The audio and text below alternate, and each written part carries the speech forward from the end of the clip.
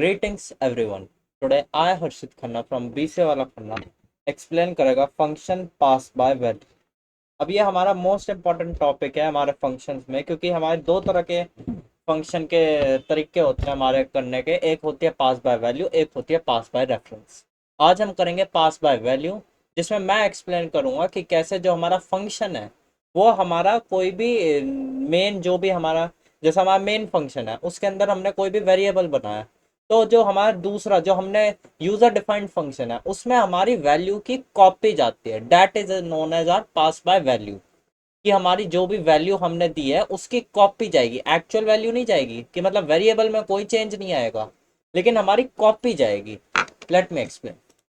Late से हमने function बना दिया इंक्रीमेंट का और यहाँ पे दे दिया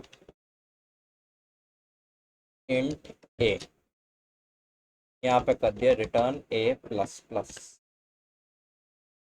या फिर A equal to A plus one. थोड़ा और इजी समझ में आ जाएगा इसलिए।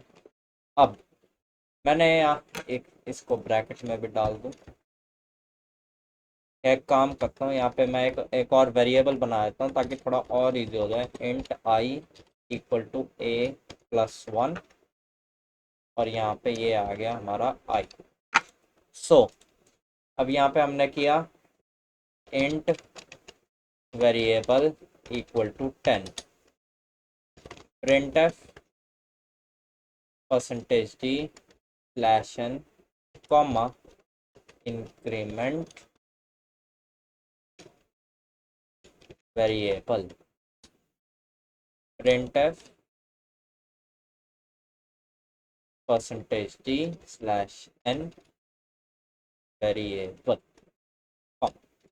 अब इसको हमने किया यहाँ पे एक सेकंड, हाँ यहाँ पे सेमीकोलन रह गया था। हाँ, अब इसको हमने किया कंपाइल एक सेकंड बस, और हमने dot slash first dot E. हाँ, अब ध्यान से देखिए, यहाँ पे हमने किया था इंक्रीमेंट का ए, कि हमने एक आई वैल्यू की और उस आई वैल्यू को रिटर्न करवाई। अब इसमें हमारा क्या हुआ है कि उस टाइम पे जब हमने वेरिएबल की तब तो हमारा प्रिंट हो गया, लेकिन जो हमारा एक्चुअल है उसमें हमारा 1% भी चेंज नहीं आया। ये होती है हमारी पास बाय वैल्यू, कि हमारी जो भी वैल्यू है उसकी कॉपी जाएगी। इसका एक और एग्जांपल है, हमारे जैसे कोई भी सर्चिंग हमें करनी हो या कोई भी एरे, या उसमें हमारी पास बाय वैल्यू ही जाती है। या फिर अगर let just say sorry searching कह रहा हूँ, कोई भी हमें एडिशन या सब्ट्रैक्शन, या जैसे हमने सम का फंक्शन बनाया, इस सम का हमने फंक्शन बना दिया कॉमा इंट बी, और ये हटा के sum equal to A plus b, और यहाँ पे आ गया सम। और अब हमने यहाँ पे कर दिया कंट्रोल वेरिएबल 2 और इसको दे दिया 20, और अब हमने यहाँ पे इसके बदले में डाल दिया सम वेरिएबल कॉमा वेरिएबल 2, और यहाँ पे एक और बार डाल दिया परसेंटेज डी कॉमा वेरिएबल 2। अब हमारा इसमें क्या होगा, this is first dot slash. ये देखिए यहाँ पे अब जैसे हमारा यहाँ पे सम का फंक्शन था, यहाँ पे हमारी इन दोनों की एक एक कॉपी गई है, कि एक वेरिएबल है 10, उसकी हमारी कॉपी गई है, नॉट द एक्चुअल फंक्शन। अब मैं जस्ट फॉर एन एग्जांपल, जैसे अगर हमारा स्वैप फंक्शन है उसको अगर हम इससे करेंगे, उसमें हमें ज़्यादातर यूज़ होते हैं हमारे पॉइंटर्स। पॉइंटर्स हमारे एक वो होते हैं, वो हमारे वेरिएबल्स होते हैं जिनके अंदर हमारा एड्रेस स्टोर होता है, जो मैं आपको अगली वीडियो में थोड़ा और डिटेल में बताऊंगा। इसमें थोड़ा मैं आपको सिंटैक्स बता देता हूँ क्या क्या होता है। उसको मैं ऐसे PTR पॉइंटर। अब अगर इसके अंदर मैंने दे दी M% वेरिएबल,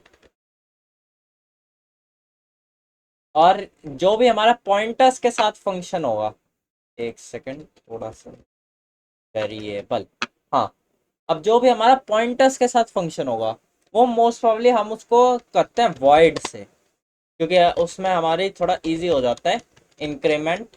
अब यहाँ पे हमने कर दिया इंट पॉइंटर PTR, अब यहाँ पे चाहे 1 दे दो, चाहे कोई भी नाम दे दो, कोई उससे फर्क नहीं पड़ता ज़्यादा। अब यहाँ पे कर दिया हमने ptr1 प्लस प्लस। अब यहाँ पे हमने इसको हटा दिया, यहाँ पे %d एंड ये हमारा, ये रिमेंबर, ये मैं सिर्फ अभी एग्जांपल के लिए कर रहा हूँ, ये मैं कल थोड़ा और आपको अच्छे से समझाऊंगा कि कैसे हमारे पॉइंटर्स और उनकी वर्किंग होती है। और इसको यहाँ पे हटा दिया और यहाँ पे दे दिया %। अब ये होता है हमारा आर स्टिक, जिससे हम ये डिफाइन करते हैं कि ये हमारा पॉइंटर है, और %, होता है हमारा एड्रेस। अब जैसे मैंने आपको पिछली बार भी दिखाया था कि हमारा, एक सेकंड, सॉरी, यहाँ पे ये प्रिंट तो करा ही नहीं सकते क्योंकि कुछ रिटर्न तो हो ही नहीं रहा। हाँ, अब इंक्रीमेंट बस, हाँ, कंट्रोल और ये इसको हम ले जाते हैं इसके ऊपर, यस। हाँ, तो अब जैसे मैंने पिछली वीडियो में आपको बताया था कि हमारा, सॉरी, इसी वीडियो में आपको बताया था कि जैसे हमारे पास बाय वैल्यू में हमारी वैल्यू की कॉपी जाती है, इसमें जाता है हमारा एड्रेस पास बाय रेफरेंस, कि उस वेरिएबल का एड्रेस क्या है। %, होता है हमारा एड्रेस, और आरस्टिक हमारा वो हेल्प करता है कि ये जो भी हमने वेरिएबल बनाया उसके अंदर हमारा किस वेरिएबल का एड्रेस होगा, दूसरे किसी वेरिएबल का एड्रेस।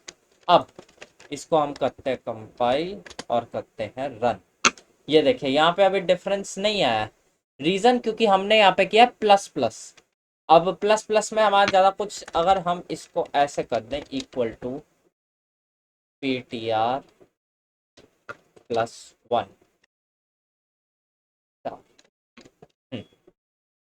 अब यहाँ पे करते हैं हम gcc./first हाँ, अब ये देखिए प्लस प्लस में हमारा इसलिए नहीं आया था क्योंकि वो इंक्रीमेंट को ज़्यादा उसी के अंदर वैल्यू को हमारी इंक्रीज नहीं करता, वो इन जनरल पॉइंटर के एड्रेस की वैल्यू को इंक्रीज करता है, नॉट पॉइंटर के अंदर की वैल्यू।